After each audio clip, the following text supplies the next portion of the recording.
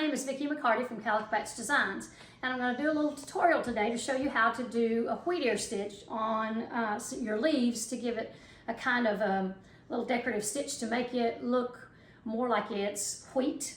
So, and especially in something fall related. So I'm going to show you a few little things that I like to do. First of all, I'll tell you I am on vacation at the beach, my most favorite beach in the world. This is Emerald Isle, North Carolina. And as you can see in the corner over here, I brought all my projects to work on, even my sewing machine, and I'm ready to go for the week. So on the days that it's cloudy outside or rainy outside or too hot, I'll be up here stitching. Okay, so I've already stitched everything down, and these leaves needed to go on after I stitched the little chain stitch for my stems. So I put those in a little baggie. They already have fusible on the back, as you'll see. They already have the fusible on the back. And now that I have this down, I can peel these off. And like I said, the fusible's already on the back. And I know from my pattern, I've got 4 leaves to put on this side. And I probably stitched up a little higher up here than I should have, but I'd rather have went too high than not high enough. So here we go. Put that there. And then see, this one will cover here. And I like to use light steam seam too, because it is tacky on the back and sticky on the back, so that they'll stay on there. If I want to pick it up and kind of look at it, they would stay on there long enough for me to take a peek at it before I would fuse it down. Now I don't need all of these because there's other wheat on the other side of this, but I just want to kind of give you an idea of how I did this. All right. Okay, so now that I've got all those in place, then all I have to do is fuse them down. I'll put all these back in my little bag and get them out of the way. There's all my paper and all my trash. So on wool, it's a little heavier than regular cotton. So what I do is I will fuse, and yes, this is Steam Seam Light 2, so it likes steam. So make sure you read the instructions on whatever fusible you're using. But see, then I can fuse them down on that side, and now they're fused down pretty good, but to make sure, now I'll just be going through the backing, and it's just a thin piece of homespun, and I think it helps it to stick a whole lot better. I like to travel with my pieces, so I want to make sure that when I'm ready to stitch, actually stitched most of this on the way down, driving down, and didn't have any problem of anything coming up and off. So now that's on there, and now we're ready to do the wheatear stitch.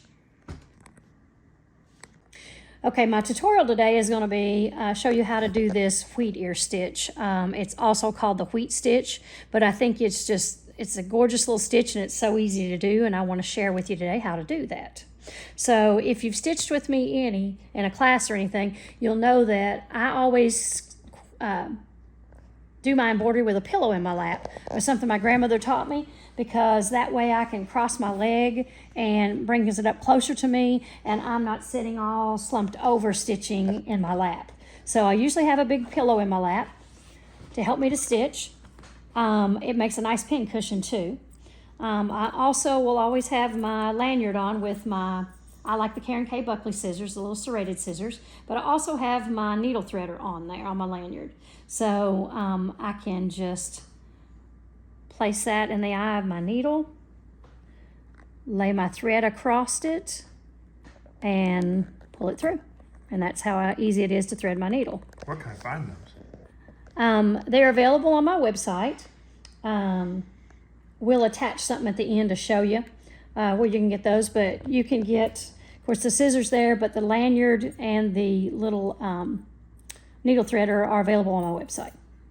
All right, so I like my thread probably a little longer than most, so I am going to pull it down here a little bit so I don't have to pull so far in the picture. So to put a knot in my thread. I'm going to put the end of the thread between my forefinger and my thumb. Place the eye of the needle there also. Wrap it 1, 2, 3 times. Pull it down under my fingernail and pull. And then there's my little tiny, oops, let me show you again, my little tiny knot.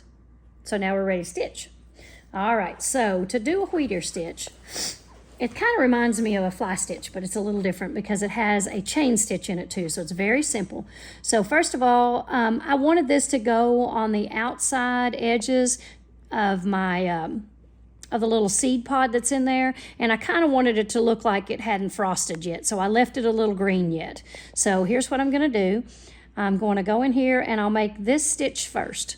So go off to the left side first and then go down on the wool. Now I didn't do anything to stitch this down beforehand.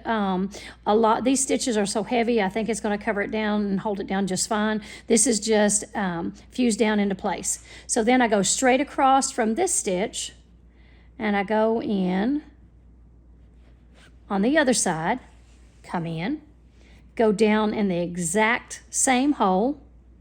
Now I want to make the stitch that stands up at the top because it always has these little spiky things sticking out when you see wheat. So there's that stitch. Then I come down right here in the same hole. And there's that. All right.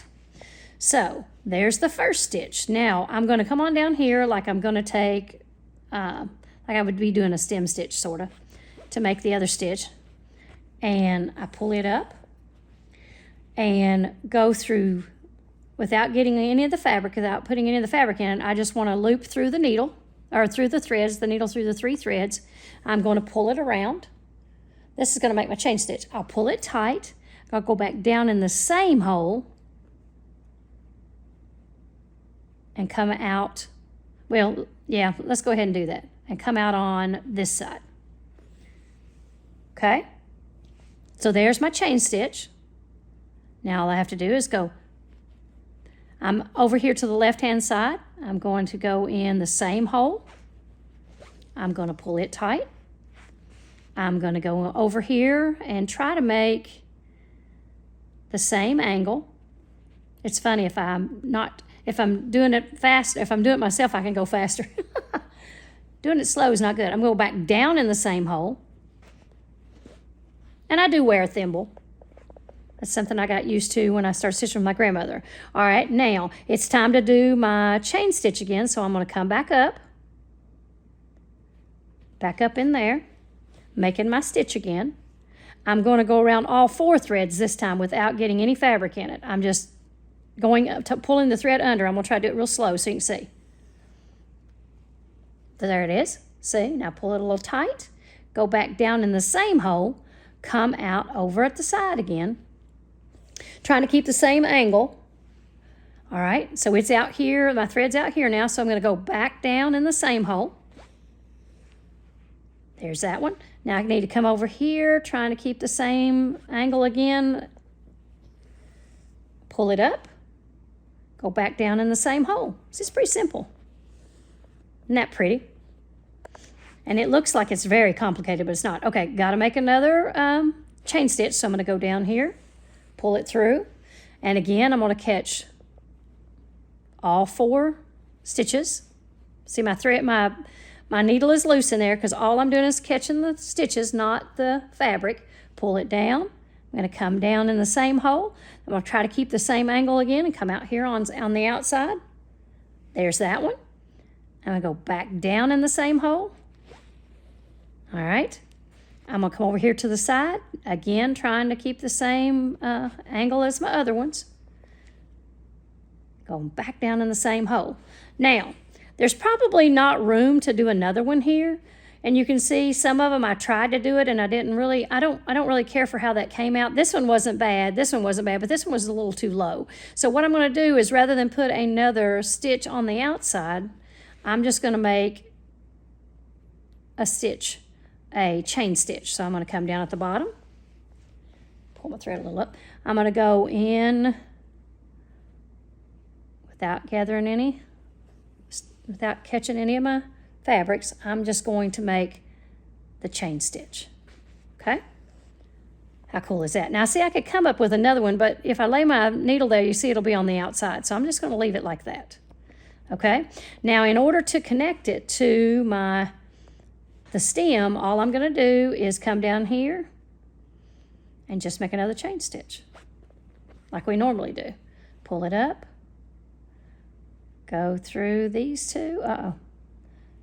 My wool's trying to sneak in there, and I'll make another little chain stitch. And you know what? There it is. And there it is. How cool is that? Now you can see it just looks like it attaches to the stem and everything looks great. And that's all it takes to do a wheatear stitch. Would you like to come down here and spend a week with me at the beach stitching? We have several beach retreats, quilting retreats we do each year down here at Emerald Isle, North Carolina, and we'd love to have you. If you would, go to CalicoPatchDesigns.com and check out our website, and you'll find more information on it there. It's not at this particular house, it's at a different one because it's at a much larger location, but it is on this beach, and we do it in April, but we'd love to have you. So send us an email and get on our waiting list, and you might be able to come and sit down and stitch with us all week.